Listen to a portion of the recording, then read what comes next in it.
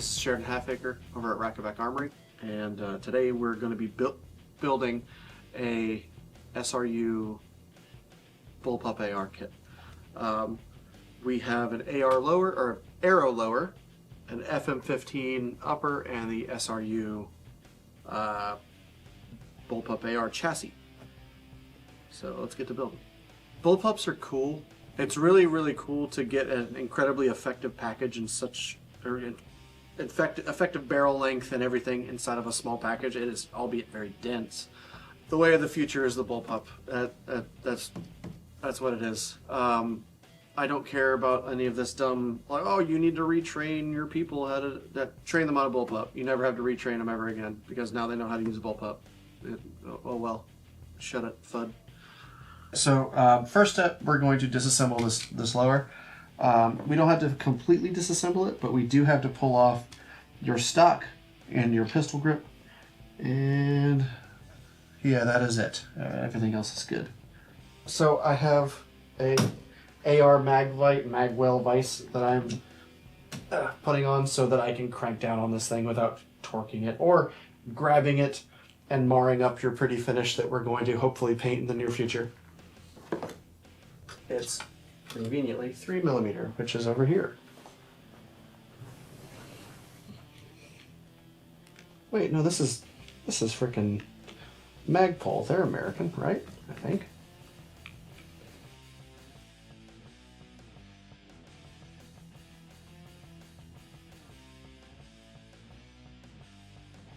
It sounds really dumb, but I like to, as often as I can, like, I'm not being rushed by customers right now, so I like to screw back in the screws because I will inevitably lose them. So if I at least roughly screw them back in together, they're accessible. It's one of the few things that HK got perfect.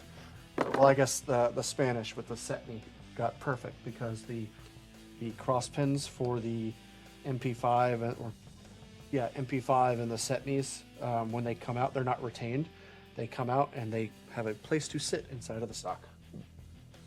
All right, so this is going to be a little cranky because they actually staked their back plate, which is what you're supposed to do. Unfortunately, if we're trying to pull it off, it kind of, now we're squishing some things. Hopefully I'm turning the right way. All right. This is why you stake your castle nuts.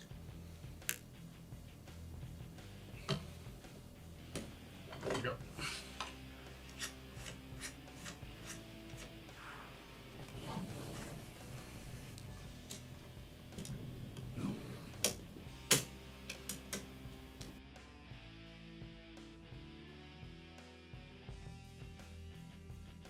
I'm pulling out the buffer spring, which you will not need because you're going to this Foxtrot mic, which has an internal buffer. Part of the cool parts of that left-hand feed, or specifically that upper, is all of the recoily bits that you need to work with. That's all internal, as opposed to an external one. This is the reason why ARs are so long. It's because in order for the bolt, which the bolt will be sitting here, in order for it to actuate and take a round out of the magazine and insert it into the chamber, the bolt has to get out of the way. So it has to go to the rear, and it pushes down on your trigger, resetting your trigger, and then your round can come out of the magazine, well, to the top of the magazine, and then the bolt comes forward and picks up round up out of the magazine and inserts it in the chamber. In order to make it do that, you need this big honkin' recoil spring and buffer to make it do that. Removing the castle nut. So, castle nut, and then to press the buffer detent spring. Buffer detent, let's call it that. I'm sure I know what it's actually called, I just don't know it off the top of my head. Alright.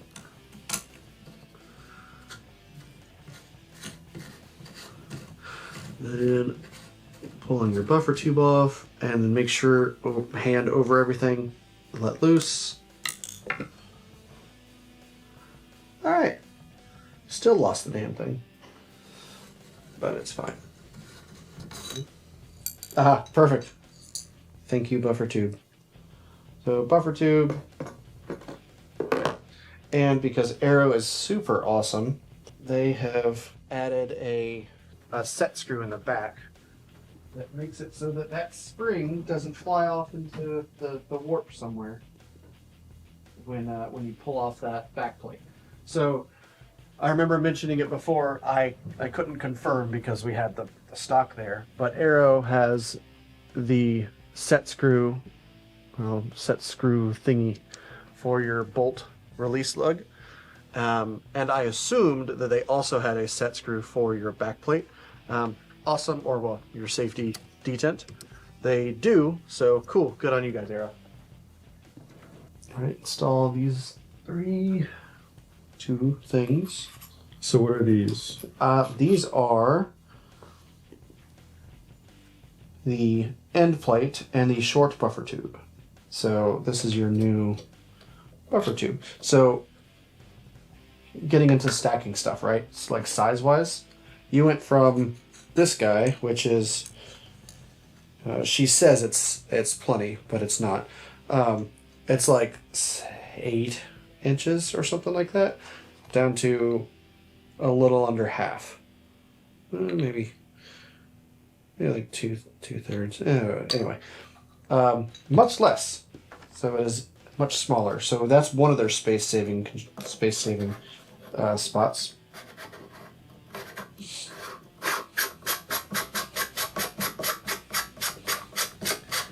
And like we were saying earlier, right? You can't fit this no work, right? So another thing that's also, which I don't actually have one because you don't have one, never mind. I was gonna show what the bolt looks like, but we don't have one back here. And because you got a cool bolt, no need to do it.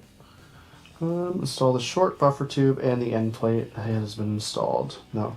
Okay, now this is where we would install the FM15 upper buffer stop. We were dumb and didn't buy it, so we're going to install it in a little bit before we go shooting. But because I'm way too excited to assemble this thing, I'm going to do it anyway, and then just disassemble, install the part, and then reassemble it later because, oh darn, I have to learn more about the guns that we're shooting. All right, and now the disassembly. M4 by 30 millimeters. So, all right, so I will have a lot of screws. 3. Yes, there we go. It's 3. It says M4. All right. M4 by 30 fully threaded screws for pivot use. Do not mix. Cool. All right, so this one and this one have to be set aside.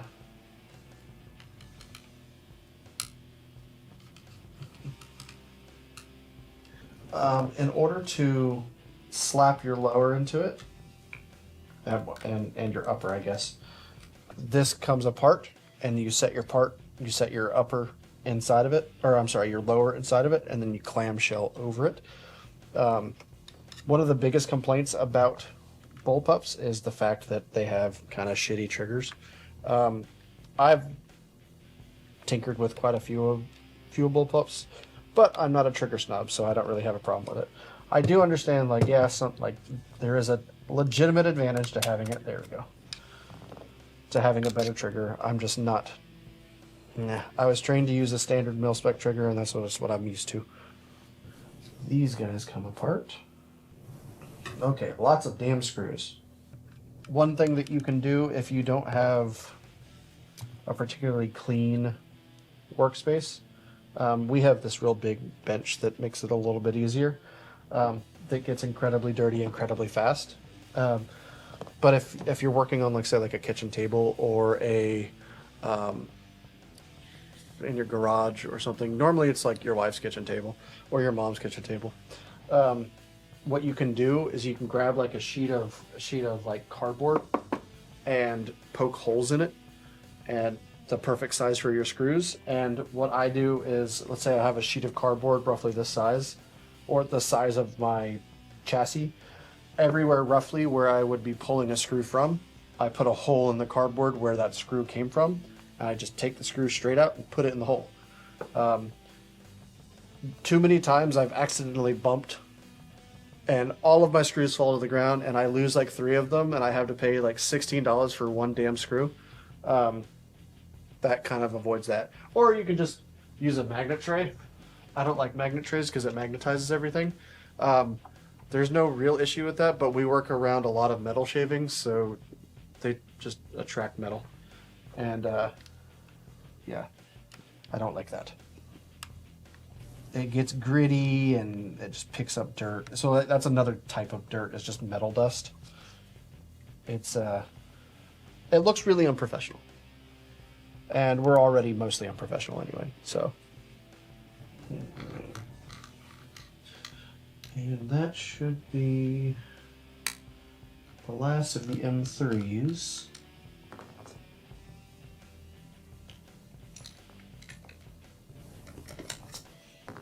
All right. Okay, so you can actually see a physical difference between those two. All right. Between, you see these screws and those screws, these have a shank on them that I would imagine allows for pivot. I guess I was incorrect. I don't know. I've been taught a couple different schools of thought. I think it's Browning uses the same screw for like almost, or no, they use a different screw for like everything. And that's annoying as hell, because if you lose that one screw, you can't cannibalize it from something that's not particularly crucial. And you have to go buy a replacement screw for that one damn thing. But then you don't get any of the screws mixed up. So as long as you don't screw it up and mix it up, then you should be kosher. All right, everything good there. And instead of using friendly neighborhood moon landing units, they insist on using metric. Big downside, SRU. Could just use regular Freedom units, but no. Use what everybody else is using, I guess. This originally started as an airsoft kit because they had specifically the AEG M4s, or that if you look for the rest of their website, lots of other AEG, which is a type of airsoft gun. I'm absolutely butchering the nomenclature, but I make real steel. Leave me alone. So they worked on making fake like toy gun replica parts and stuff like that. And eventually somebody was like, "Hey, can you please make this for a real steel? Or will this fit on real steel?" And I guess finally they decided to do it. Technically, like, you might be getting into like ITAR regulations stuff. That probably is what scared them off for so long. Fuck the government. So I hope they finally just said screw it, and there we go. They either ignored ITAR or found a way around it. Okay. So I think this comes off. Yeah, that comes off, and the whole thing just lifts up. Well, I'm always very interested in bullpup triggers, because this right here is this is called a trigger linkage, and the actual trigger. I'll pull this guy over. The actual trigger is back here, but you are pulling it up here, so that's how you collapse and shrink the firearm. And since you aren't like severely modifying the M4, or I'm sorry, the AR platform, you can utilize what's already here and just do some sort of really, really high-end linkage. And what a lot of people complain about is specifically, like, oh, you feel a delay, and like you pull the trigger and then linkage, and then this trigger goes off. I've never noticed it, but like I said, I'm not a trigger snob, so I say that like a derogatory term, but it's not. Some people just really, really are very particular about triggers. I eat SpaghettiOs out of a can cold, so use that information however you will. I don't really care about triggers. Alright, let's see how this goes in there. Alright, we gotta pull this off. Pull the pistol grip off. Now there will be a spring and detent down there that will shoot to the moon if you are not careful. So let me do that real quick. that guy.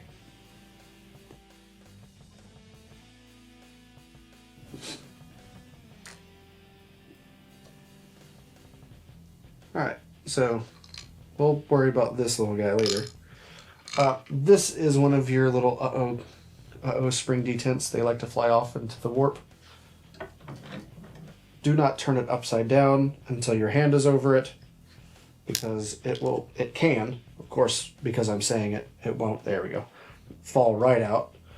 Yeah, and because this is a pretty serious spring under a lot of tension, it flies off at Mach Jesus in a different direction that is not where you are. Or as my favorite Kanucky Stan YouTuber likes to say, flies off to low Earth orbit. And ready to install. Correct. It looks like it. Separate the left and right shell. Press the hammer down to the cock position. Turn the selector to fire. Ooh, that's annoying. Oh well. Install the AR-15 loader into the right shell of the kit. Cool. There you go, Aero. Now you can tell that I'm not paid by Aero. I have one complaint, that there is no aluminum stop. Alright, place it into the right shell of the kit. How do? I really hope that this isn't a problem.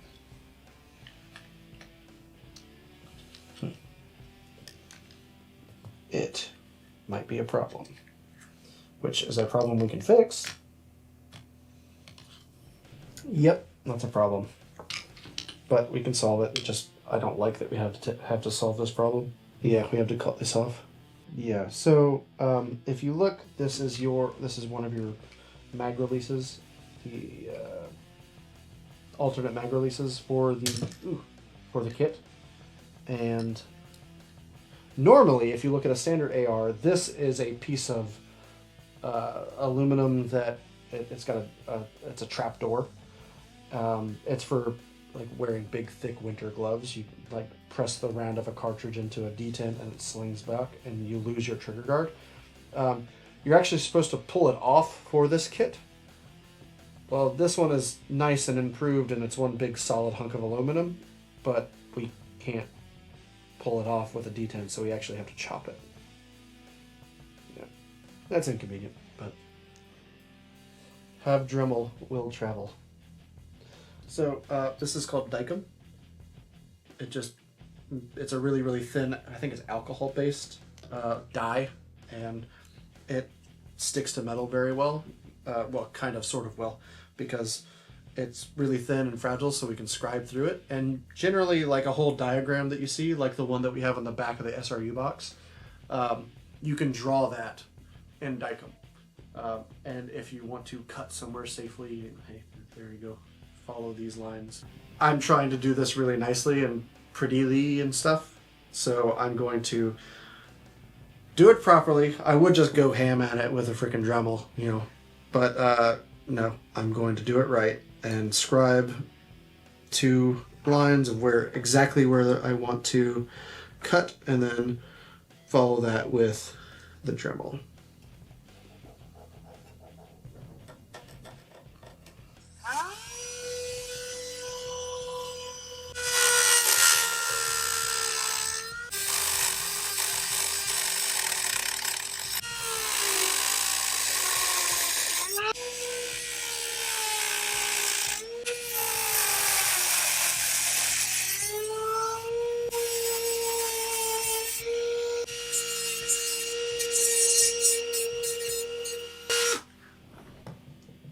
I have learned, at least according to my old instructors, that gunsmithing, like overall gunsmithing, is 10% getting the job done and 90% fixing your mistakes. So I've learned, I've gotten very good at fixing Dremel mistakes, and I didn't have any, so I'm pretty happy with it. Yep, look at that. Perfect. Man. All right, so one more strike on you. Well, communication between Aero and SRU obviously is lacking. That's your trigger, right? and this is the linkage. So to press, you see it moves the little nub down there. So the cool part is this is adjustable. You can add take up or whatever you want.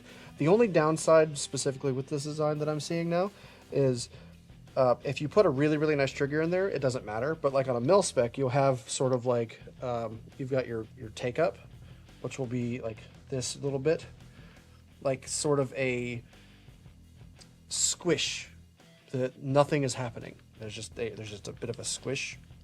And then you've hit the wall, which would be the actual trigger starting to move. And now you have another little bit of squish because you're dealing with this trigger's squish and then this trigger's wall, which will, there's some squish and there's the take up, or the take up and then the wall. So I can see that, and I'll give it to the trigger people. That's, yeah, that's a thing. Or just deal with it. You can adjust it, which is super awesome, but you can't adjust it from outside. You have to, it looks like, I mean, I absolutely could be wrong. Maybe there's a,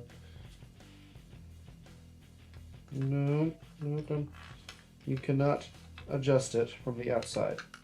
So that screw is completely hidden, which means that you have to pull all 5, 6, 7, 8, 9, 10, 11, 12, 13, 14, 15 screws out in order to adjust it a little bit. So hopefully you get it right on the first try, or second or third, because boy, that'd be really annoying. Multiple times. I can see that it's got some blue Loctite on it on the bottom of the screw. That's probably just fine, but if you don't put Loctite on it, it could walk its way forward. Well, I guess walk its way out. All right, and then you get your pistol grip screw, which is 3/16. Thank you, Frenchie. Up in here, you now have your first official, like it is there now. This is now part of it. Test whether the front trigger system properly interacts. Oh. Pretty good. I guess so. Now that this is like screwed in, you could use this as a, you can go ahead and test right here.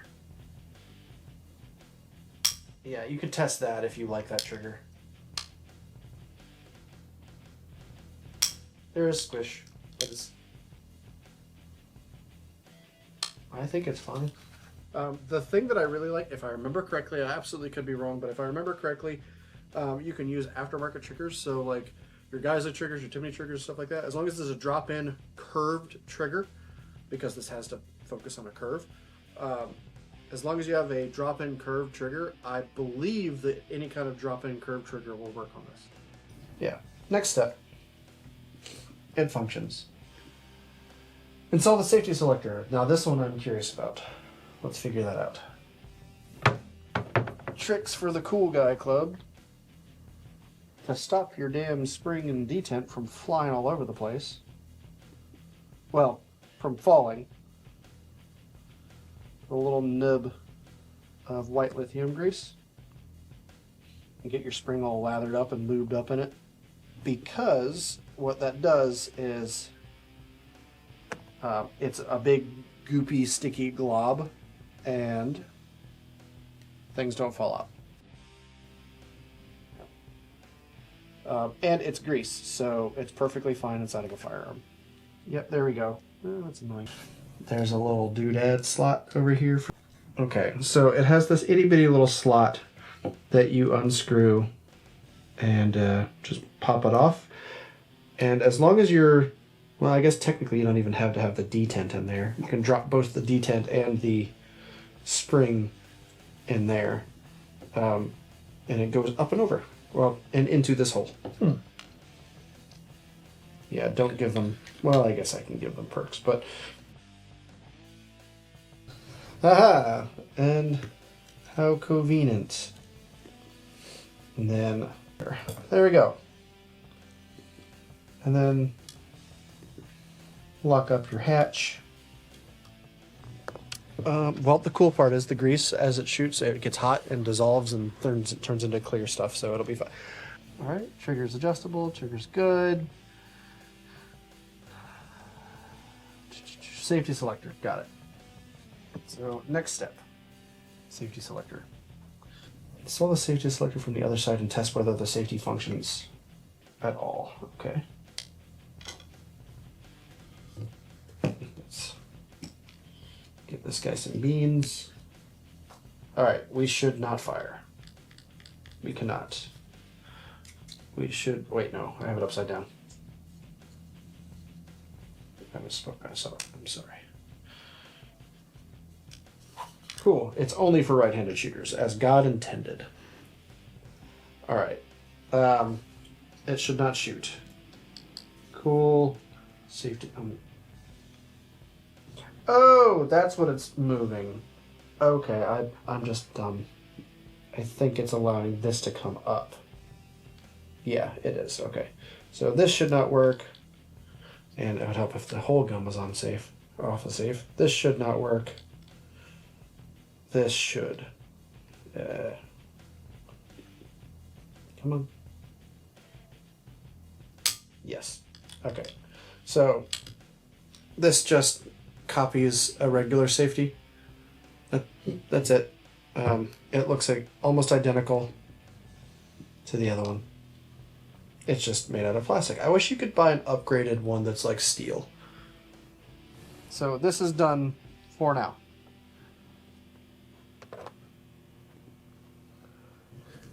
The only thing that's really important about this one is to make sure that you get the timing right. Or timing, I'm sorry, location right. So what I think I'm going to do is I'm going to put this back in here, like they suggest, and then I'm going to set this on here. Oh. It's almost like if you use the proper tool for the right job, it's perfect. Oh my god.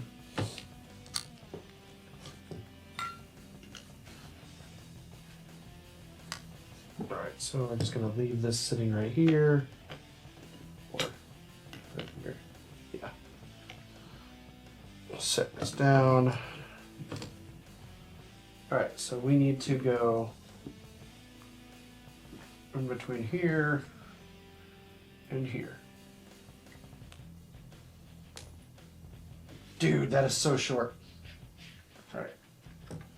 Alright. And I hate M-LOK. I absolutely hate M-LOK. I hate it very much. Everything about it. Oh, but it's better. It performs better on the fucking... I don't care. Because of this annoying little design feature. Oh, it's super simple. You just loosen it and it comes apart. No, it fucking doesn't. It continues to spin. And it spins forever. Look, it just spins. And it spins.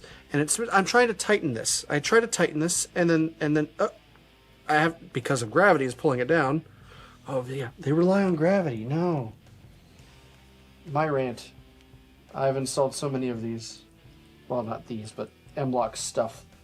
And they're always a pain in the ass. They never work as intended. And who is it? Is it Magpul that makes M-LOK? I don't know, actually. But, like, I just don't like it. That's it. That's it. I like Dick Mod. Because it's funny. It's funny to say. There's another company called Keymod. Or just be a man. Be a man. Use quad rail. Or just fucking use quad rail. And then you see that's what's gonna go down in history. It's like, yeah, the fucking rack and back guy. You can't install M-LOK, that idiot. Never get it right. It never works. I need to tighten this, but it's spinning forever. I hate it so much. So I have to like hold it at a weird angle and then press down and then tighten. But even then, that doesn't always work. They came up with M-LOK and Keymod and stuff like that because it saves weight, which ultimately saves time. But It's just dumb. It's dumb. Okay, there's my FUD showing. There's my FUD. It dumb. No work. Use quad rail. Admittedly, quad rail, like, oh darn. What are the arguments, right? It's heavy. It hurts my fingies. I don't care. I still look such a FUD. Alright, and I think we're going to slap the other side of it on there. I mean, this might be slightly off, but I think I think that's good, right? I think that's good. You have a full 16-inch rifle, 16-inch barreled rifle. This is a full-size rifle in the shape, or in the size of a 27-inch package, which that doesn't really make a lot of sense. There's a bunch of numbers.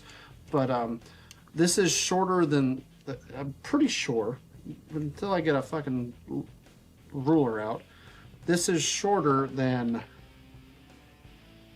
a Mark 14, Mark 18, Mark 18 I think is what it's called. The super duper short barreled AR-15. Yeah, so, but this is still a full 16-inch barrel, 16-inch barrel.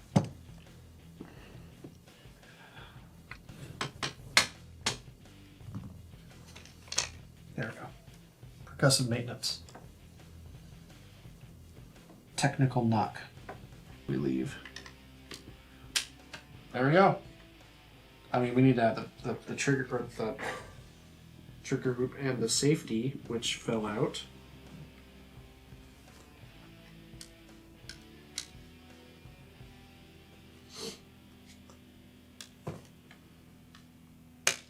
But every once in a while, I've got to give it a little bit of a tap. But I don't like that I have to do that, but that's just how it is sometimes, I guess. I like it when everything goes in all nice and neat like. And it did earlier. This guy's a pivot screw, so this guy goes here. We pulled your pistol grip off of your other AR lower, which was originally right here, and it's slapping up there. So you get to salvage your favorite pistol grip if that's the one that you so choose to use. So we built the SR Precision Bullpup kit for any kind of mini ARs. We used an FM-15 upper and an Aero lower. There are lots of pros and cons. Let's get the cons out of the way because I'm probably going to gush over this for a little bit. Assembly manual could use a little bit of work. That's kind of a pain in the ass. Also, like, tell us of all the parts that should be in the thing before we buy the thing. We had to order a separate part after the fact. Dumb. Or it could entirely be that we just didn't see it. Could be user's error. Anyway, things I don't like. I don't like how I have a thumb. My thumb has trouble getting down onto the safety just because there's a lip over here, so it's kind of hard to just swipe down. I'm used to being able to just swipe down. I have to get the tip of my thumb down and do it. That's just onesie twosies. Another thing that I don't like, I don't have a bolt lock. Prior military people really, I don't know, I like being able to lock my bolt to the rear so I can see that it is clear. This little section right here, it's a little sharp. I probably have weenie little bitch arms and I'm scratching myself on it. Whatever, you know, that's it. And there's also no mag release up in the front. I have to use the one in the rear. That's cool, that's understandable. I wish there was a trigger link or a magazine linkage back here as opposed to just this one. Pros. This thing's 20 inches long. This is awesome. Well, 27 inches, pardon me. And it looks like the frickin' Liberator from Helldivers. Like this is what they base that thing off of, I guarantee it. Oh,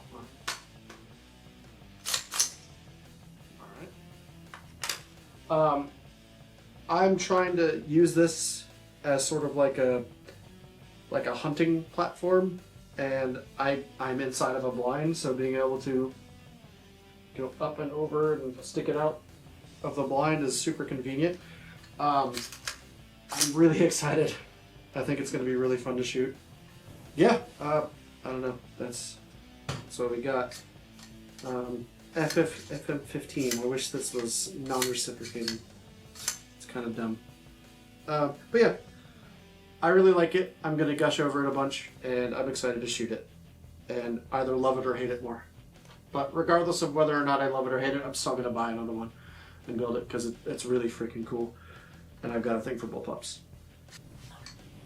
This is Sheridan half-acre over at Armory, and for democracy. Alright, this is Sheridan half-acre from Rcvr Armory. Going back to the SRU. Let's get it clear. We have a single part that we need to add. So we have to disassemble or pop the upper and the lower off. We have this FM-15 upper specific buffer stop. So because we have the FM-15 upper, we have to add the specific FM-15 part to the buffer. I believe in their instructions, it specifically states that you don't have to have it, but if you don't, you could destroy your stuff, just add it. So the people who have spent more time and money on this than we have, I would defer to their judgment. Popping the upper off of the lower. Oh, there's a third pin now. Use of the AR stuff. There we go. The cross pin, upper R, falls right out. Okay, here's how it works. So this part is threaded in the back. This is the same threads. So you might have to drop the hammer. Double fire. All right. Set this guy in. Just like that. And then we screw that into the back.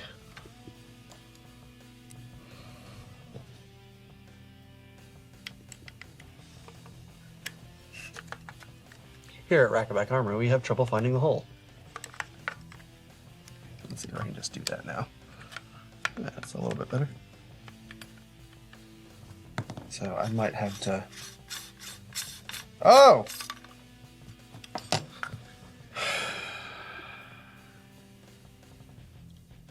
If you could just let us know that we could unthread it. That'd be super cool. Then I wouldn't look like an idiot for 3 or 4 minutes. There, done. And that's it. Oh well, that's not it. I need to tighten it a little bit more.